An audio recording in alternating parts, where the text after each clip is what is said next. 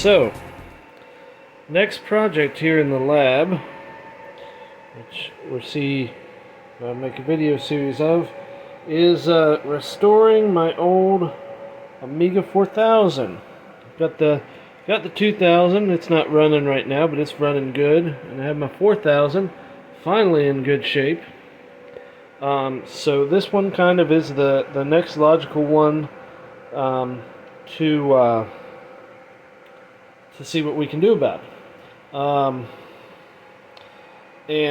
So I bought this, well, I should say rather, my father purchased this machine for me from Software Hut used sometime in the very late 90s to replace the 2000 I was using. I think he still regrets spending that money to this day, but such is life. Anyhow, and this machine had kind of a rough start. Software Hut was one of the last remaining Amiga vendors, and they had some questionable practices, right? So they sold me this. When I got it, the battery leaked, had to send it back. They replaced it. It never quite worked well enough. Yeah,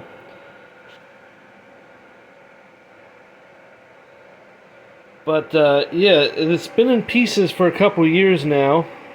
Got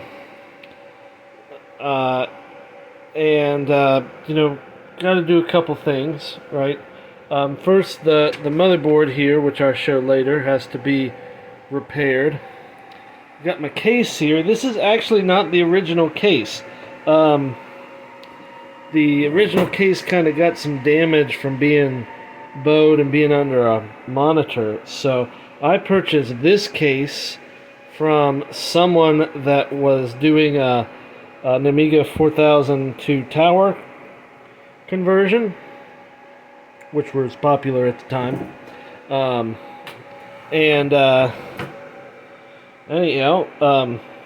So this is not the original one, but you could see here on the bottom the rubber feet have gone, and some of these this is my original job back in the day to kind of keep it from getting too nasty when the when these rubber feet start to dissolve. They kind of go all liquidy and have and create a sticky mess everywhere. So putting duct tape over them was a pretty cheap way to keep the mess in there. So I'm gonna have to get some new feet. Unlike the 2000, which has very nice cork feet, this one had these plastic ones. So got the case to it. Got the original keyboard over here. Both of these are severely yellowed. Like, it doesn't even... It actually looks better in video than it does in person. This thing looks like it's been in a smoker's house for years. And you can flip it over to the inside and see that's the original white color. And this is what it is now. And I don't know if I'm going to retrobrite this. I kind of have mixed feelings about retrobriting. But boy howdy, that's pretty ugly. So anyhow, the first step on this is there's some repairs that are a bit beyond my capacity that need to happen to the motherboard. Thankfully, I got it recapped several years ago. A fellow named Aso did that to me. But, it'd been a long time. Before pandemic, so probably close to 5 years now. But there's still a problem with the audio circuitry with this. So, I got a fella up in New York who I will link to, who's going to fix this up for me. But first things first, I gotta make sure that it still boots, and then provided it still boots, I'm gonna run Amiga test, get through it, check the audio signal, make sure that I'm not misremembering that that audio issue, and then we'll go from there. Like I say, so the rebuild, provided the board's still alright. Rebuild should be pretty straightforward. I think I'm going to put a mediator in this one because it's pretty easy to do. See, these have a daughter board, and those are still available. And I might move the PowerPC card over to here. So, and put back the original, or not the original, but the 060 board I have in the Amiga 4000T. We'll see. So anyhow, that's the next project here. And then, spoilers maybe for... I'm not going to go over there and reach over there, but we got another Amiga potentially coming down the pipe to help round out the collection here. I kind of need more space.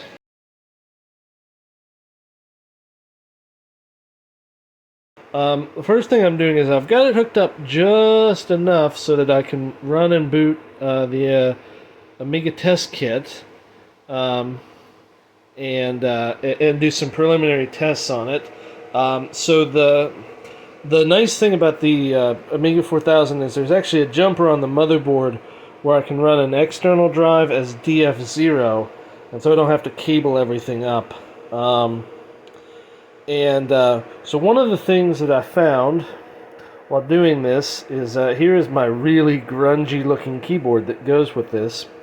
And the reason I'm even worried about the keyboard is the Amiga 4000 uses instead of the regular big 6-pin or 5-pin DIN keyboard that's common on pretty much all other big box Amigas. Actually, excuse me, on all other big box Amigas they use this this style, which if you're familiar with PCs, looks like a PCAT type keyboard connector. This one uses a mini DIN, which is the same connector as like a PS2 style connector. So this is the connector here. Focus, please. You can see 6-pin mini DIN.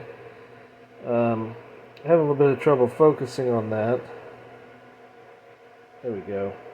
Just like a PS2 connector, but obviously not wired the same. Anyhow, I need to use this keyboard with this computer. I can't, like I did with the 2000, I can't use my newer, completely functional Amiga 4000T keyboard with it. I mean, I could, I just have to wire up an adapter. So, Amiga test kit's up and running. One of the nicest features of this is a keyboard tester. And what I've tested here, I'll just go ahead and keep going across all the keys. And I've tested this off camera, but effectively,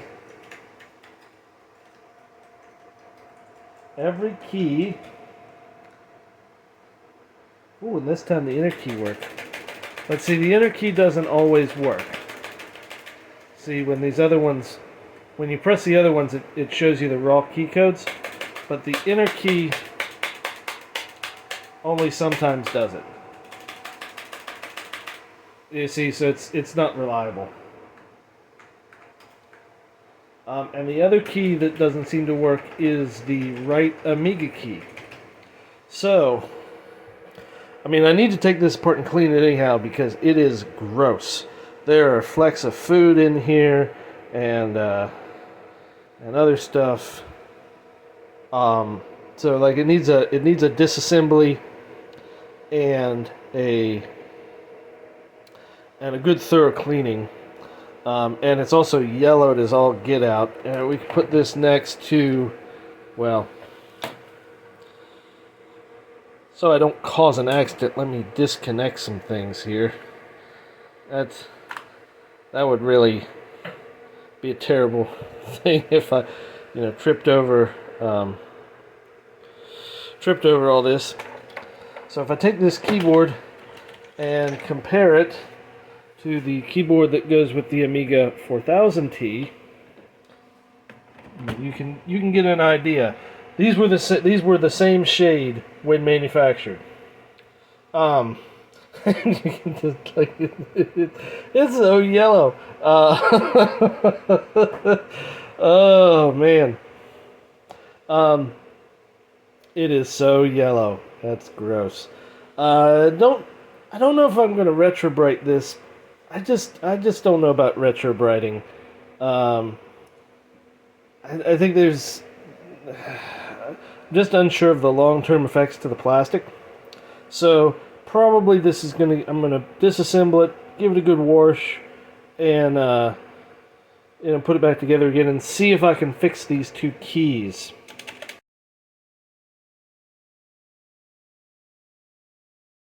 The caps in these mid. I don't know so much about the A3000 and 3000T, but certainly the later AGA Amigas all had these kind of caps, these surface mount caps like this that were prone to leaking. And on the 4000T, which I bought new from Software Hut, really long, long after the Amiga was no longer relevant. On that one, I was able to get it recapped again by ASIL soon enough that there was no damage. But on this machine, the caps had already started to leak, and you can see there's bits of corrosion here. So ASIL replaced the caps for me, but there are still, I think, some issues with this board. And like I say, I've had it. I was just glad to have the damage stop, but going to probably have to get it looked at again. So, testing out the audio, getting nothing except for really high-pitched whines, and I even connected up a second pair of speakers just to make sure that it wasn't the inbuilt speakers in this old Sony monitor. And I won't actually record the sound that came out because it was really just a high-pitched whine and probably not something you want to hear if even my microphone could pick it up. So there definitely is an issue here on the board with the audio circuitry, and it's worse than what I remember, because what I remember was that it was fuzzy, like there was some problem, but it seems to have degraded itself worse over time. So off this board will go